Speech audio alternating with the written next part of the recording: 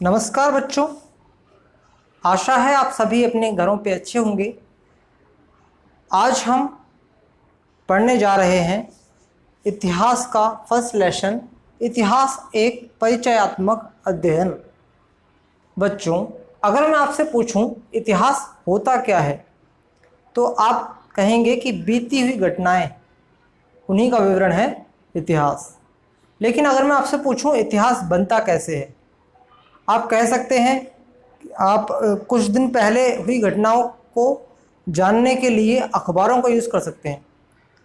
कुछ साल पहले के लिए भी हम अखबार, रेडियो, टीवी वगैरह का यूज़ कर सकते हैं।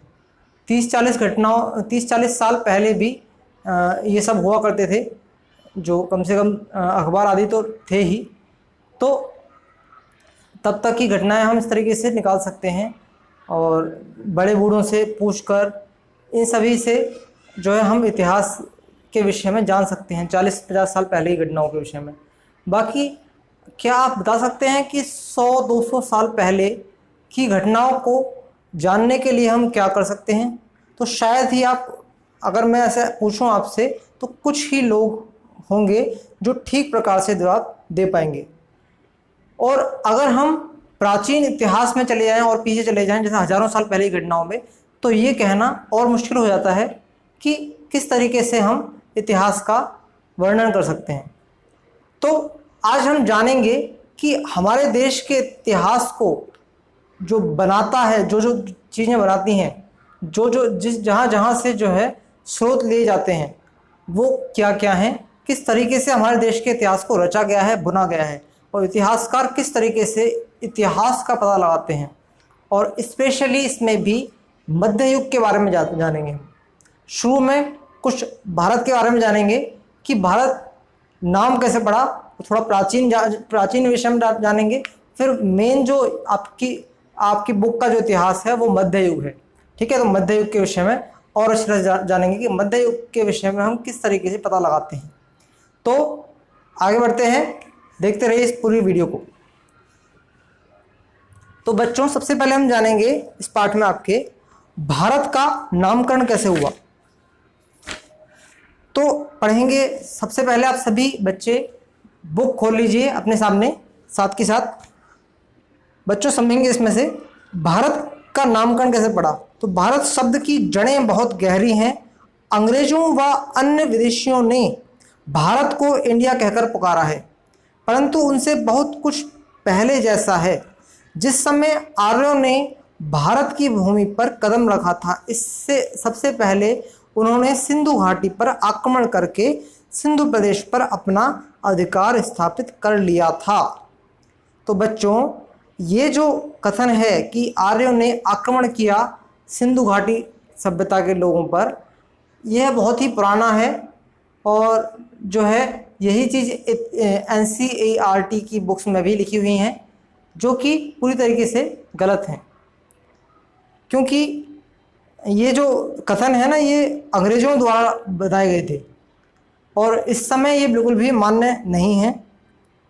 जैसे कि ये जो कथन है, क्योंकि अंग्रेज़ों को अपनी जो वो बातें थी वो ऊपर रखनी थी, तो उन्होंने क्या करा, अपने शासन को न्यायसंगत सिद्ध करने के लिए क्या किया उन्होंने कि भारत के खुद के लोगों को ही विदेशी बताना शुरू कर दिया, एक तरह से कि तुम भी आक्रमणकारी हो, इसीलिए हम भी आक्रमण करके आए हैं, तुम्हारे ऊपर राज कर रहे हैं। तो वो भी जस्टिफाई है, मतलब कि न्याय संगत है बिल्कुल। तो आर्यों ने, देखिए, लेकिन आर्यों के सिंधु घाटी सभ्यता के लोगों पर आक्रमण की बात इन्हीं के तर्क से पूरी तरीके से विफल हो जाती है, क्योंकि इनके अनुसार ही सिंधु घाटी सभ्यता 1900 वर्ष पूर्व खत्म हो गई थी। 1900 ईसा पूर्व में जो सिंधु घाटी सभ्यता थी वो समाप्त हो गई थी। और इन्हीं के अनुसार जो ऋग्वेद है, या आर्य जो आए थे, वो लगभग भारत में 1500 ईसा पूर्व में आए थे।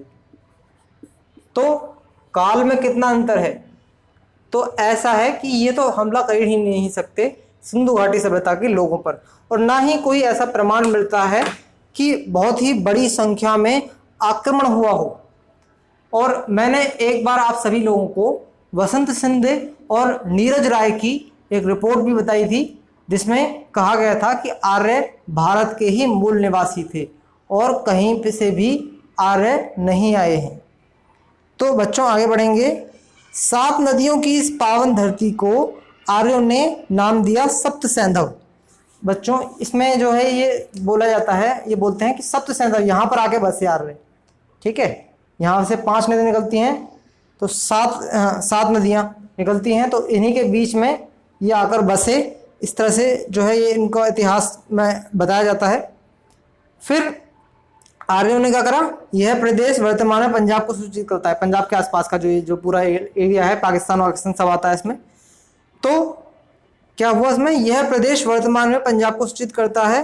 आर्यों ने अपनी प्रभुसत्ता को क्रमशः गंगा यमुना दोआब की ओर विस्तृत करते हुए इनका नामकरण ब्रह्मऋषि देश के रूप में कर दिया। इस वाले प्रदेश का नाम क्या रख दिया, ब्रह्मऋषि देश। समय बीतता गया और लंबे समय के बाद हिमालय तथा विंध्य पर्वतों के मध्य स्थित संपूर्ण प्रदेश को आर्यवर्त नाम से जाना जाने लगा। देखिए बच्चों, ये पूरा प्रदेश आर्यवर्त नाम से जाना गया। ठीक है, आर्यवर्त नाम से जाना गया। और जो दक्षिण का जो प्रदेश है, यहाँ पे भी आर्यों ने ही जो है प्रभुत्व स्थापित कर लिया, तो ये जो है दक्षिणापथ माना गया, दक्षिणापथ, है ना। तो ये तो सही भी है कि जो है ना, ये तो हमारा ये दक्षिणापथ और आर्यवर्त कहा जाता था। लेकिन ऐसा नहीं है कि आर्यों ने कहीं बाहर से आए, तो यहीं के निवासी से थे, हमेशा से यहीं के थे। और आर्य कोई जाति या कोई रेस नहीं है, आर्य श्रेष्ठ लोगों को कहा जाता है। भारत के ही लोग जब अच्छे काम करते थे तो उनको आर्य बुलाया जाता था, अच्छा आदमी आर्य कहता था। यहाँ तक कि रावण की पत्नी ने भी उनको आर्य कहा है। और जो राक्षस जब जो है मर गए थे, तो उनकी पत्नियां जब राम जी से युद्ध हुआ था, राक्षस बहुत सारे मरे थे, तो जब युद्ध खत्म हुआ था, तो उनकी पत्नियां जो थीं वो उनसे जब विलाप कर रही थी, तो आर्य ही कह रही थी, आर्य आर्य आप कहाँ चले गए, है ना। तो बढ़ते हैं आगे बच्चों। कोई भी मतलब आर्य और ये कोई अलग अलग वो नहीं थे। दस्यु का नाम आता है इसमें, दस्यु भी जो मतलब इस तरीके से जो गलत उसमें पढ़ाते थे, जैसे कि चोरी वगैरह से अपना वो करते थे, तो उनको दस्यु कह दिया जाता था। लेकिन ये भी आर्यों से अलग नहीं थे, ये भी भारत के ही लोग थे। ठीक है, तो ये जो थी, ये तो सब जो है उनकी विदेशियों की बनाई हुई कॉन्सेप्ट्स हैं, जो कि भारत के लोगों को ही तोड़ने के लिए बनाए गए थे। बढ़ते हैं बच्चों आगे। समय बीतता गया, नेक्स्ट पैराग्राफ देखेंगे। पुराणों तथा वैदिक सभ्यता व वैदिक संस्कृति की भूमि को भारत कहा जाता है। सभी बच्चे किताब खोले रखें, देखते रहें। इनके नाम के विषय में अनेक कथाएं प्रचलित हैं। मार्कंडेय पुराण तथा वायु पुराण के अनुसार मनु की वंशावली में ऋषभ के पुत्र भरत के नाम पर देश का जो नामकरण हुआ वो भारत हुआ। किंतु वायु पुराण में एक अन्य प्रसंग में राजा भरत को राजा दुष्यंत का पुत्र बताया गया है, जिनके नाम पर हमारे देश का नाम भारत पड़ा। तो भरत भी कई सारे रहे हैं हमारे देश में, तो इस बात में कन्फ्यूजन रहती है किस भरत के नाम पर हमारे देश का नाम भारत पड़ा। तो एक ऋषभदेव के पुत्र भी थे और एक दुष्यंत के पुत्र भी भरत थे। इसके अलावा बच्चों ऐसा भी माना जाता है कि सप्त सैंधव प्रदेश में आर्यों के 5 समुदाय भारत, त्रिशु, अनु, द्रहु तथा यदि निवास करते थे, जिनमें से प्रथम समुदाय भरत ने देश के एक बड़े भाग पर नियंत्रण कर लिया था, इसीलिए हमारे देश का नाम भारतवर्ष पड़ा। तो बच्चों ये जो 5 समुदाय बताए, ये असल में भारत के ही 5 वंश हैं। और ये जो पांचों ये बताए ना, अनु, द्रहु, ये सभी ययाति के बेटों के नाम हैं, जिनमें भरत जो है, ये भरत के पुरखे जो थे वो उनके भाई थे। ठीक है, और ययाति कौन थे, ये जानने के लिए आपको महाभारत पढ़ना पड़ेगा। ये कौरवों और पांडवों के बहुत ही पुराने पूर्वज थे, बहुत ही पुराने। ठीक है, ययाति। ठीक है, आगे बढ़ते हैं। पारसी लोग से का उच्चारण है के रूप में करते हैं। ठीक है, आज भी देखना कि जो पारसी बोलेंगे ना तो सा नहीं बोलेंगे, सा को है कर देंगे। इसी कारण से क्या होता है कि वो जब आते थे यहाँ पर, पारस किस साइड पड़ता है, पारस पड़ता है इधर की साइड में, इसके इधर की साइड में ही पारस पड़ता है, इधर की तरफ, है ना, हमारे देश के इस साइड में। तो जब इस साइड आते थे सिंधु नदी को पार करके, तो सिंधु के उधर की साइड के प्रदेश को ये बोलते थे, सिंधु बोलते थे। जब इसको, इस नदी को बोलते थे सिंधु। हमारी तरफ जो हमारे देश में नदी बहती थी ऐसे करके, ये सिंधु नदी थी। अब सिंधु को सिंधु तो बोल नहीं पाते थे ये लोग, और क्या बोलते थे, सिंधु की जगह पर हिंदू। तो समझ गए, हिंदू नाम कैसे पड़ा, हिंदू, हिंदू से ही भारत को नाम मिला हिंदुस्तान। इसी प्रकार यूनानी लोग सिंधु को इंडस कहते थे। अतः मतलब ये जो देखिए, हम लोगों को इन्होंने क्या कहा, हिंदू, और इस साइड के, इससे सिंधु नदी के पीछे के क्षेत्र को, सारे क्षेत्र को कहा इन्होंने हिंदुस्तान। हिंदुओं का स्थान कौन सा है, वो है हिंदुस्तान। तो इसी प्रकार यूनानी लोग सिंधु को इंडस कहते थे, सिंधु को इंडस कहते थे। तो उन्होंने भारत का नाम क्या रख दिया, अतः यूनानियों ने भारत को इंडिया नाम दे दिया। इंडिका शब्द ही भारत शब्द का अंग्रेजी रूपांतर है। स्वतंत्रता प्राप्ति के बाद बने हमारे संविधान तथा विदेशों में भी भारत को इंडिया कहा जाता है। लेकिन हमें हमेशा भारत नाम पर गर्व होना चाहिए। ये विदेशियों के दिए हुए नाम पर गर्व नहीं करना चाहिए, बल्कि अपना नाम है, और सबसे गौरवशाली नाम है भारतवर्ष या आर्यावर्त, है ना बच्चों। आगे बढ़ेंगे। तो भारत की सीमाएं कहां कहां तक थी, देखते हैं। भारत की सीमाएं उदीच्य, अफगानिस्तान एवं उत्तरी पाकिस्तान। देखिए नीचे वाला, भारत की सीमा और शासक में देखेंगे। वैदिक युग में भारत का क्षेत्राधिकार पश्चिम में अफगानिस्तान से लेकर पूर्व में म्यांमार तथा उत्तर में नेपाल एवं तिब्बत से लेकर दक्षिण में तमिलनाडु तक था। तमिलनाडु किस साइड है, यहाँ पर, और अफगानिस्तान किस साइड है, इस साइड, है ना, ये सारा अफगानिस्तान इस साइड, ये पूरा पूरा भारत था। और ये म्यांमार इस साइड पड़ता है, ये सब भी भारत में आता था पूरा पूरा। तिब्बत भी भारत में ही आता था, जो इस टाइम पर चीन में है। तो उदीच्य जो प्रदेश था, भारत को 5 प्रदेशों में बांटा गया था। अफगानिस्तान और उत्तरी पाकिस्तान वाला जो क्षेत्र है, ये उदीच्य बोलते थे। राजस्थान, गुजरात और दक्षिणी पाकिस्तान वाला जो क्षेत्र है, ये वाला, ये है प्रतीच्य। मध्य देश, पंजाब और उत्तर प्रदेश, पंजाब और उत्तर प्रदेश, ये रहा। इसके अलावा प्राच्य, पूर्वी उत्तर प्रदेश, बिहार, बंगाल, असम तथा उड़ीसा। तो ये बच्चों सभी को पता है, उत्तर प्रदेश यहाँ पर है, बिहार, बंगाल, उड़ीसा ये सब यहीं पर है, ठीक है। तो ये सारा कौन सा है, मध्य देश है।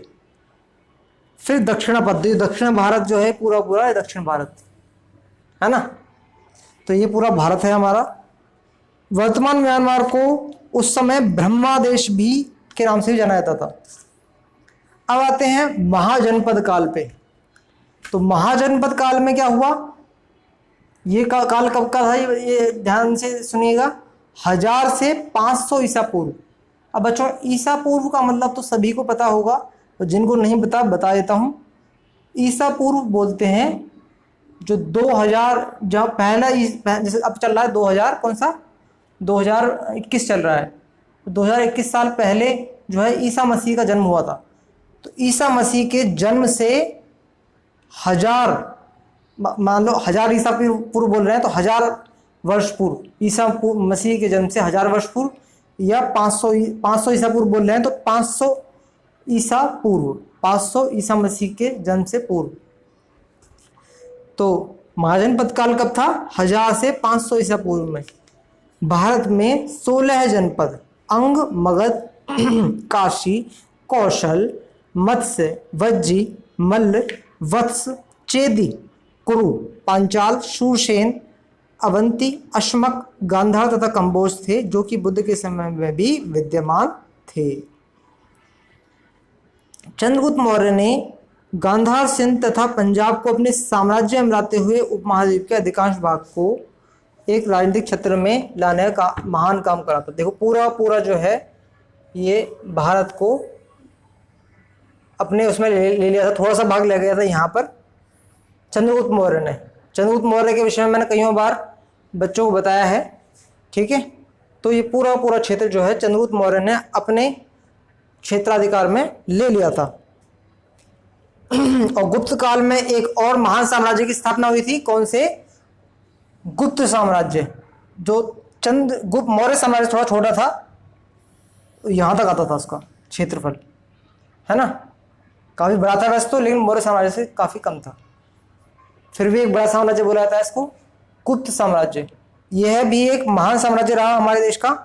गुप्त और मौर्य, ये जो आधुनिक इतिहासकारों के अनुसार ये जो राजवंश हैं, ये भारत के इतिहास के सबसे बड़े साम्राज्य रहे हैं, ठीक है।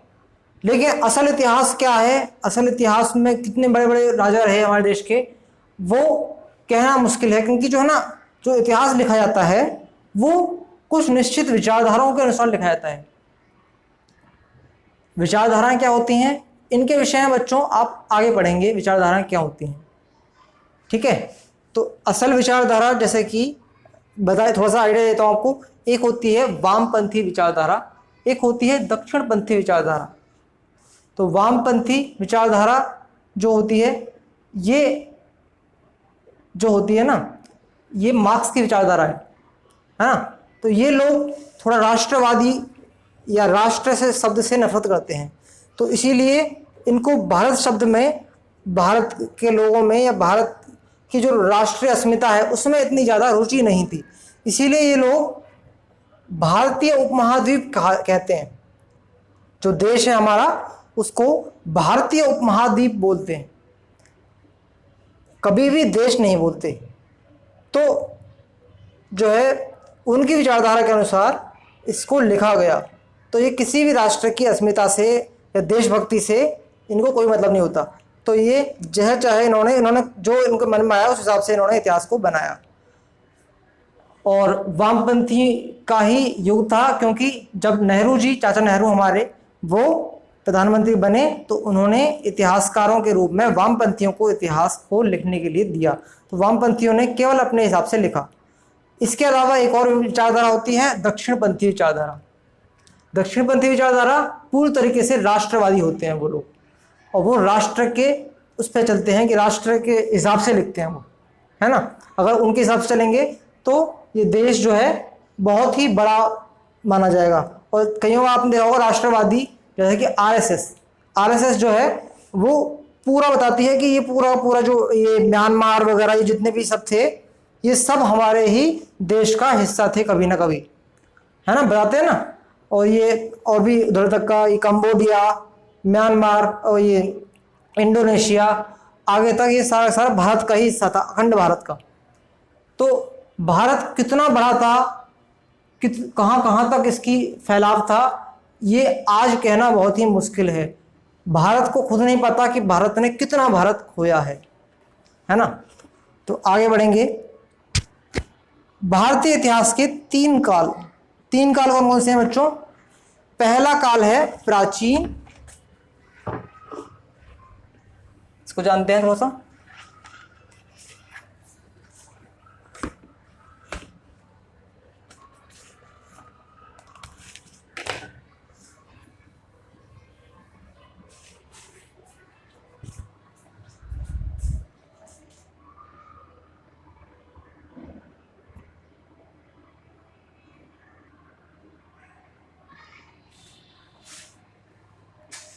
तो बच्चों अब हम जानेंगे भारतीय इतिहास के तीन कालखंडों के विषय में, प्राचीन युग, मध्य युग और आधुनिक युग। प्राचीन युग जो है ये पुराने समय से, अतीत से 8वीं सदी तक का इतिहास को बोला जाता है, अतीत से 8वीं सदी तक के इतिहास को, ठीक है, 8वीं सदी तक के। और मध्य वाला जो है ये 8वीं से 18वीं सदी तक कहलाता है, 8वीं से 18वीं सदी तक। फिर आधुनिक युग जो है ये 18वीं से अब तक चला आ रहा है, ये है आधुनिक युग। ठीक है, तो हम प्राचीन युग को क्लास 6 में कवर कर चुके हैं, प्राचीन युग पढ़ा था हमने। इसके अलावा अब पढ़ेंगे, समझेंगे प्राचीन युग में सारा कुछ आता है, जो मौर्य काल है, गुप्त काल है, और जो पुराने बुद्ध, महावीर, इन सब के विषय में, और वेद हमारे, रामायण, महाभारत, ये सब जो है प्राचीन युग में आते हैं। अब मध्य युग में आता है, सबसे पहले इसको, इस मध्य युग को 2 भागों में बांटा जाता है। मध्य युग को ही हम मेन पढ़ेंगे 7th क्लास के इतिहास में, आधुनिक युग को 8th क्लास में पढ़ेंगे। ये अंग्रेजों वाला काल है, ठीक है, आधुनिक वाला। मध्य युग जो है ये शुरू में तो इसमें भारत के ही राजवंश आते हैं, जिसमें 8वीं से 13वीं शताब्दी पहला जो प्राचीन, जो शुरुआती जो है, इसको बोला जाता है प्रारंभिक मध्यकाल, और दूसरा है अंतिम मध्यकाल।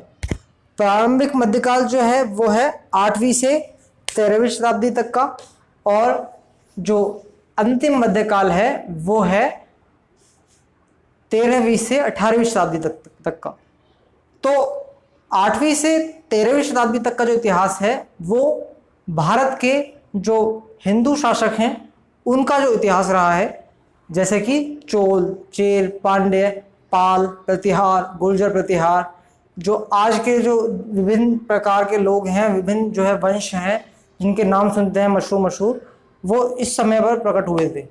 ठीक है, और ऐसा बोला जाता है ये जो पाल और ये गुर्जर प्रतिहार वगैरह जो हैं, ये अग्नि से जन्म लिया था इन्होंने। जब परशुराम ने क्षत्रियों को समाप्त कर दिया था, तो वशिष्ठ ने ब्राह्मणों की रक्षा के लिए 4 अग्निपुत्रों को जन्म दिया था। यज्ञ कुंड से निकले थे वो। कौन कौन से? गुर्जर प्रतिहार, पाल, चौहान, और एक वंश और है, इस टाइम मैं नाम भूल रहा हूँ, बताऊंगा आपको बाद में। तो ये सारे वंश निकले थे। तो इन्हीं वंशों की गाथा जो है ये 8वीं से 13वीं शताब्दी तक की है। तो ऐसा बोला जाता है, ये मान्यता है इस तरह की, ऐसा कोई वो नहीं है बिल्कुल ही जो है बिल्कुल पुख्ता प्रमाण हो।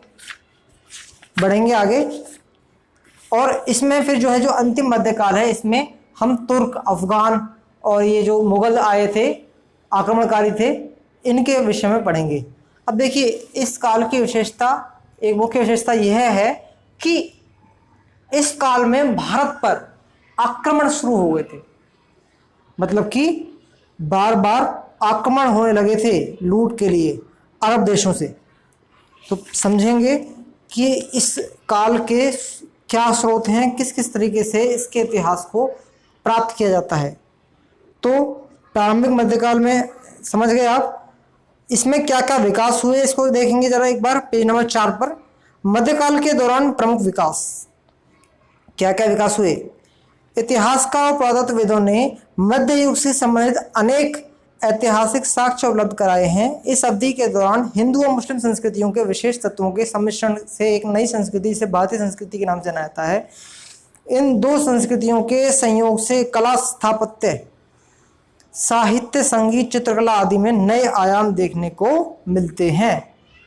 कैसे? जब मुस्लिम या फिर जो अरब के जो लोग थे वो उन्होंने भारत पर आक्रमण करा, तो और भारत के जो लोग थे उन सब की संस्कृति जब मिली जुली संस्कृति जो बनी, उससे एक नई तरह की संस्कृति विकसित हुई, ऐसा बोला जाता है, ऐसा बोला गया है इस बुक में।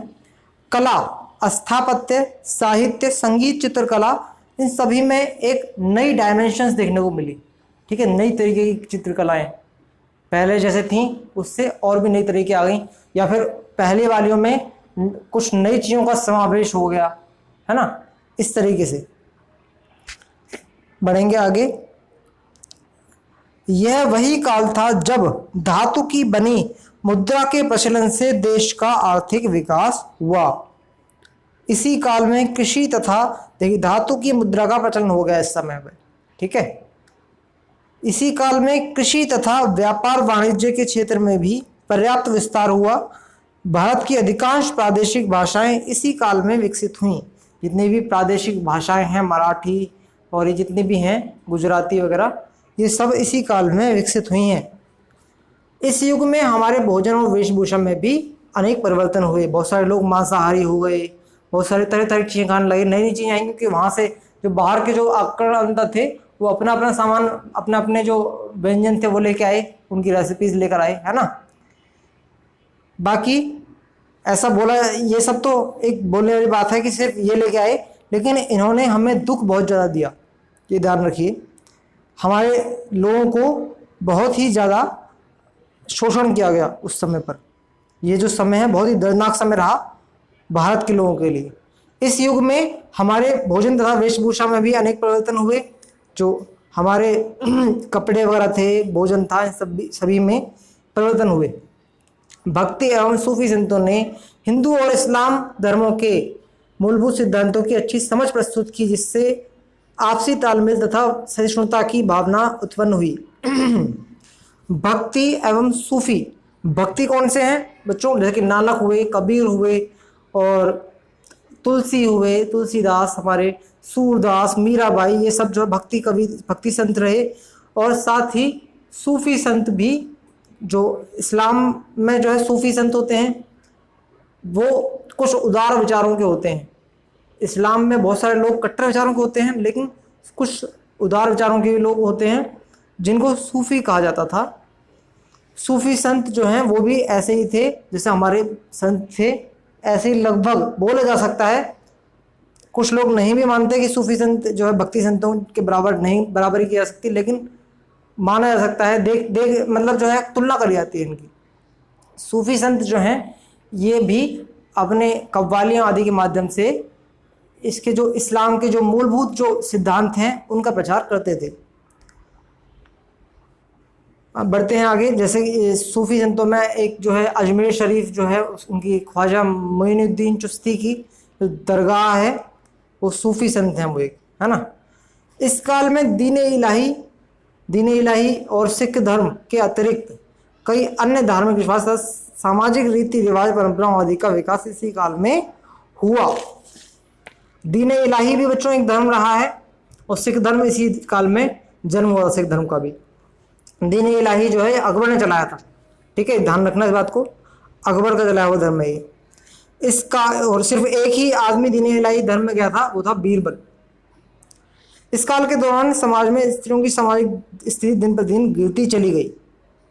पर्दा प्रथा वगैरह वगैरह बहुत सारे सिस्टम आते चले गए और माना गया कि ये हमारे भारत में ही बहुत पहले से चले आ रहे हैं, लेकिन ऐसा नहीं था।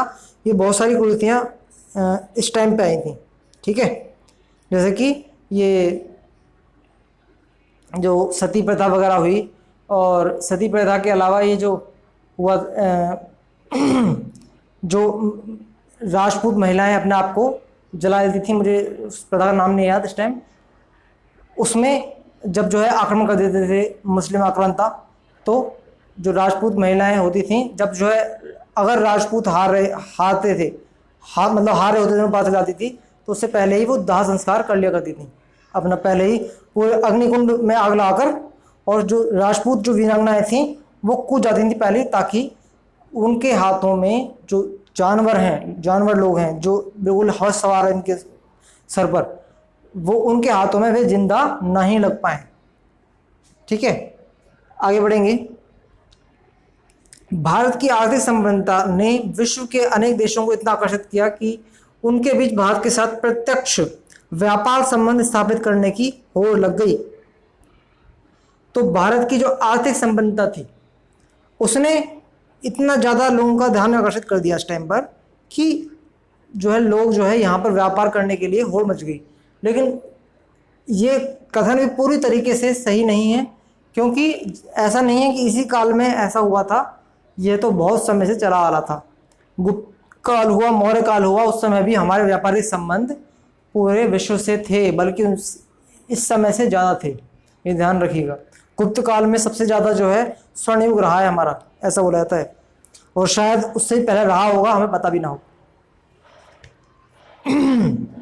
अब बढ़ते हैं बच्चों, इतिहास के स्रोत क्या हैं। अब जो है मेन टॉप पे आएंगे कि किस तरीके से इतिहास को प्राप्त किया जाता है।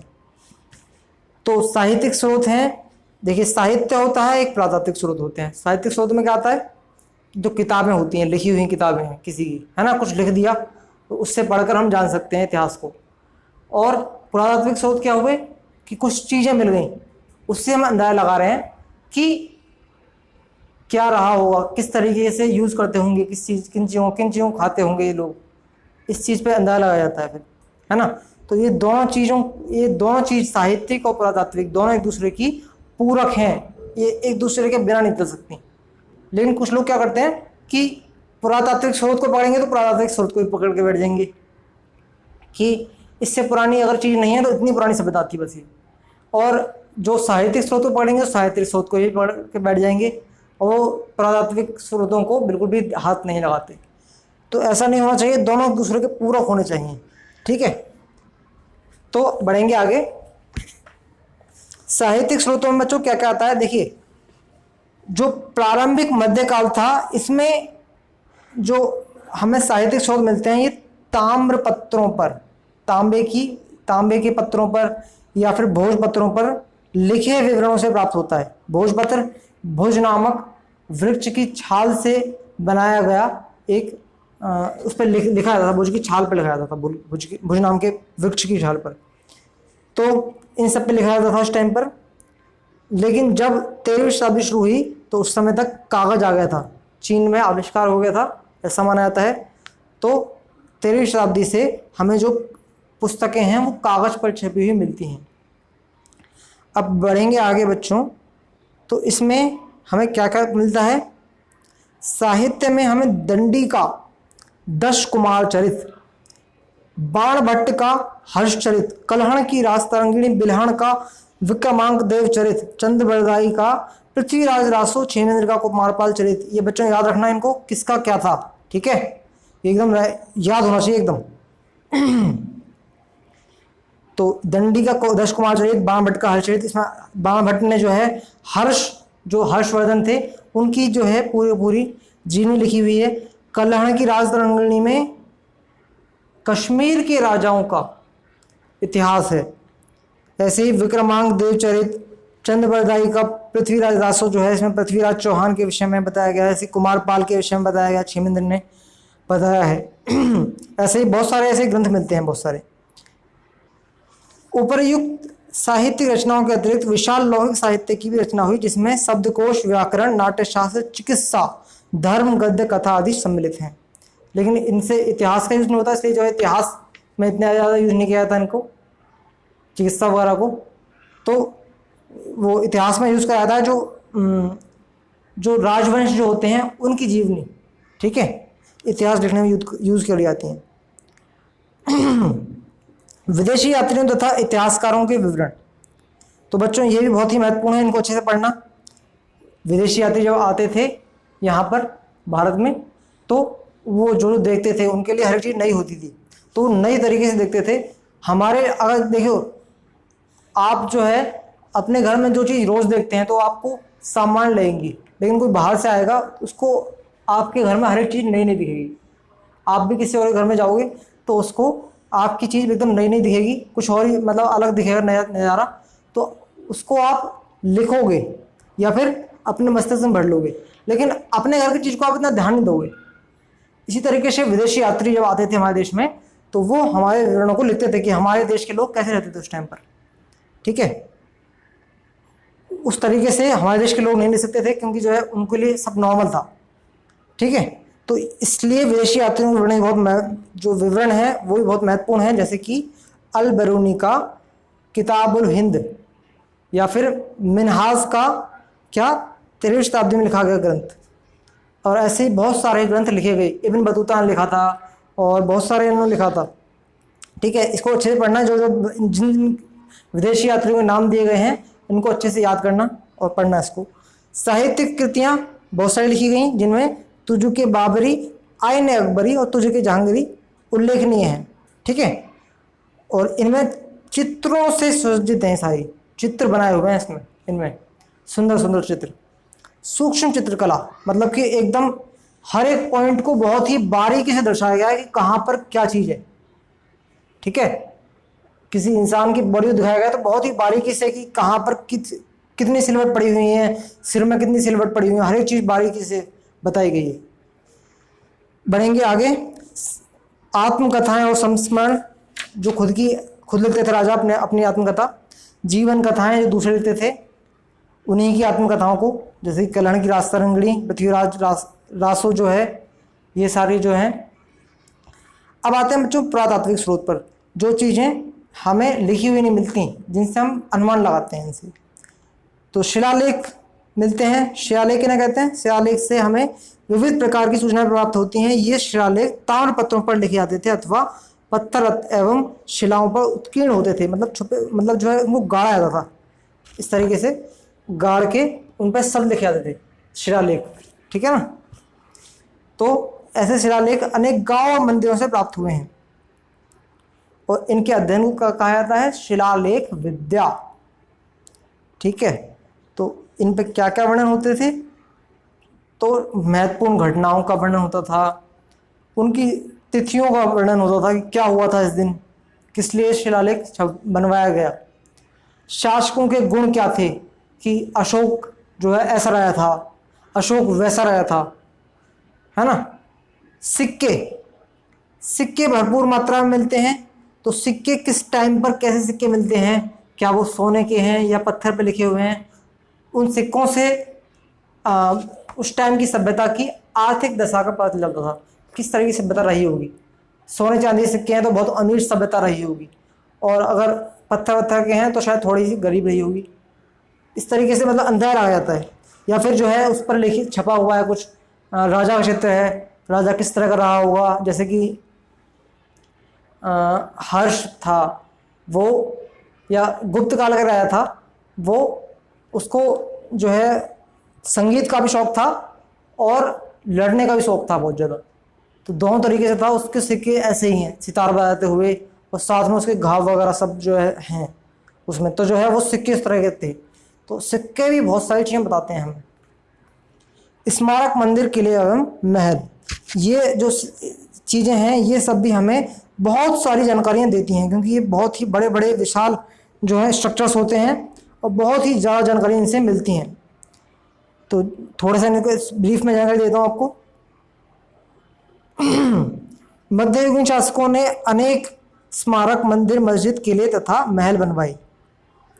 जैसे कि मुस्लिम शासकों ने मस्जिद बनवाए, किले बनवाए, ऐसे हिंदू शासकों ने मंदिर, किले, महल ये सब बनवाए। इन ऐतिहासिक स्मारकों में दिल्ली के निकट महरौली में कुतुब मीनार, चित्तौड़ का विजय स्तंभ, फतेहपुर सीकरी का बुलंद दरवाज़ा, आगरा का ताजमहल आदि प्रसिद्ध हैं। किलों में लाल किला, तुगलकाबाद का पुराना किला, चित्तौड़ का किला, आगरा का किला, ग्वालियर का किला आदि महत्वपूर्ण हैं। जैसलमेर, जोधपुर, जयपुर आदि के महल उल्लेखनीय हैं। विभिन्न शासकों ने विभिन्न शैलियों में अनेक मंदिर भी बनवाए। बृहदीश्वर मंदिर, कंदरिया महादेव मंदिर, लिंगराज मंदिर, कैलाशनाथ मंदिर, तट मंदिर तथा कांचीपुरम के अनेक मंदिर मध्ययुगीन मंदिरों के उत्कृष्ट उदाहरण हैं।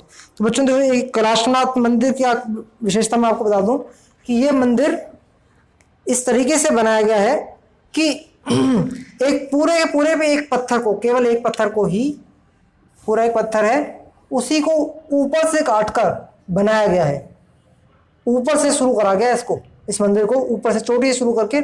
आमतौर पर मंदिर कैसे बनते हैं, नीचे से यूं शुरू करके फिर ऊपर जाते हैं, लेकिन इस कैलाशनाथ मंदिर को ऊपर से शुरू करके तब नीचे गए और पूरा एक ही पत्थर को काटकर बनाया गया है। समझ लो सबसे बड़ी मूर्ति हुई ये दुनिया की।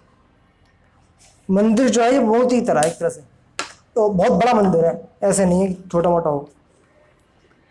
तो और आज की भी तकनीकी के वश में नहीं है कि ऐसे मंदिर वगैरह, मंदिर जितने भी हैं ये जिनके नाम लिए मैंने, ये कोई बना सके आज की इंजीनियरिंग की मदद से।